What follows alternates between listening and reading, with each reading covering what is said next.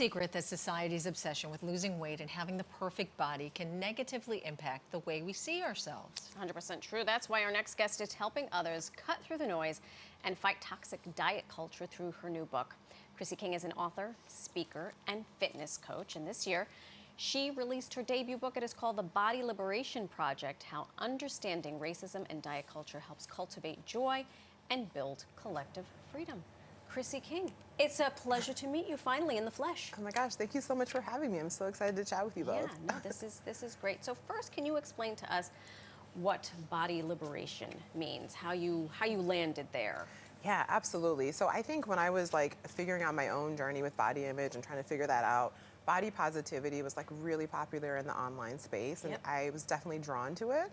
And I think as I got into body positivity, I recognized that a lot of it was just like telling us to just love our bodies and just accept ourselves and just like look in the mirror and say all these mantras. And while I think that was like a wonderful introduction and really helpful, I really still felt myself struggling to actually embrace those messages, because the reality is, for most of us, on any given day, we have different feelings about our body, right? And very seldom are we able to look in the mirror every single day and truly say, I just love everything that I'm seeing back reflected at me.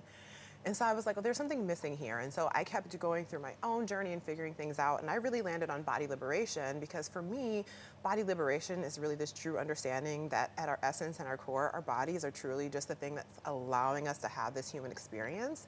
It's not who we are. And so when I talk about body liberation, the goal isn't that like every day I'm gonna look in the mirror and say, oh my gosh, I love everything that I see. I think the real goal is to understand that like I'm inherently worthy and deserving of respect because I exist, and that I show my body respect and love and appreciation and gratitude. And as we learn to do that more and lean into that more, it really does allow us to really fall in love truly with who we are. Right. Yeah. So for you personally, did you reach a point where you were really kind of, I don't want to say hating yourself, but not feeling good about yourself? 100%. So then what was it that you did to help you heal from that negativity? Yeah, so I think for myself and like a lot of people, I got into fitness because I wanted to be skinny. Like that was my only goal. I was like, crazy? I remember doing that in high school too, and I never did. I was like, I just want to be skinny. I don't care about anything else. And I remember I had this trainer, and she like really encouraged me to strength train. And I was like, I want to be skinny. I don't know if you heard me, but that's the only thing. It's the only thing I care about. And so, anyways, we got through that, and I really fell in love with strength training. And through that process, like I was enjoying the process. I was having such a great time. And I did have what people would call a transformation, right? So I remember being in the thinnest body I'd ever been in as an adult. I was the leanest I'd ever been.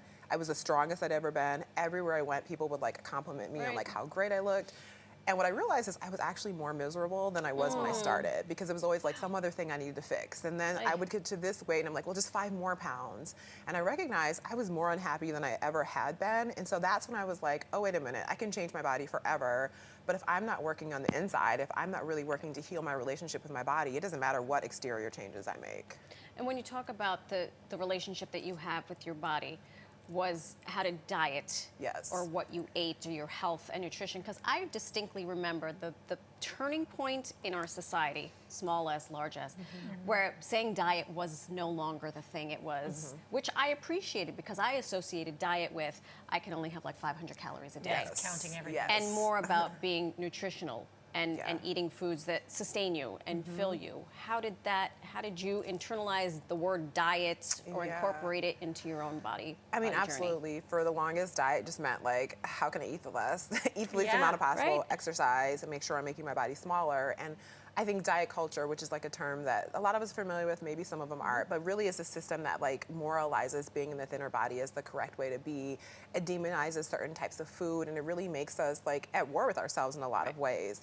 And so I think over time, reclaiming my relationship with body image and thinking about food and exercise in a different way, and thinking of it as a way to actually what makes me feel healthy, right? Like, how do I feel energized and nourished and whole? And like, how can I move my body for joy, not as like a means of punishing myself and making myself be smaller? And I think all of those things have really helped me work towards liberation. And also, again, always coming back to this understanding that our bodies are truly like the least interesting thing about us. It's not the thing that our friends are gonna remember, right? At the end of our lives, they're not like, look how great she looked. They think about the memories that we created together and the times we shared. Can you tell me then, I know this might be a big ask, but so tell me what it is for you, like on a daily basis. When you wake up, what is it that you do, say to yourself, that makes you feel liberated. Absolutely. I think the biggest thing for me is always self-compassion. I think it's really, and recognizing that, like, again, some days you wake up and you're like, oh my gosh, I love myself, I feel so great. And then some days you wake up and you're like, I'm actually, right? I'm like, I don't feel so great. With it. Right. And it's just like understanding that I'm allowed to have different feelings about my body on any given day, and that our journey with body image is like a lifelong journey, and body liberation particularly is a lifelong journey. So it's okay that I'm gonna have some days where I don't feel great,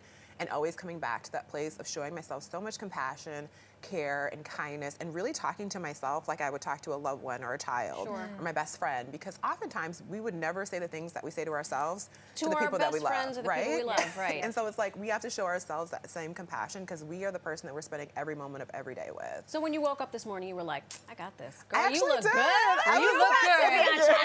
You look good.